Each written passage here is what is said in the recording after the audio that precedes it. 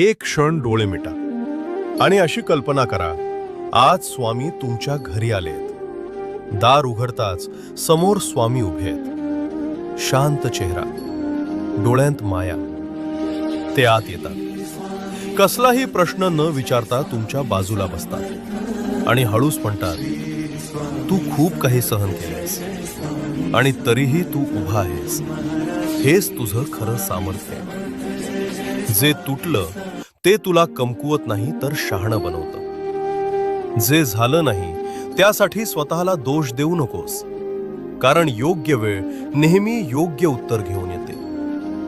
स्वामी तुमच्याकडे शांत नजरेनं पाहतात आणि पुढे म्हणतात, आयुष्य तुला तोडायला आलं नाही, ते तुला घडवायला आलंय. त्या एका क्षणात मन हलकं होतं, श्वास शांत होतो आणि आत कुठेतरी नवी उमेद जागी होते.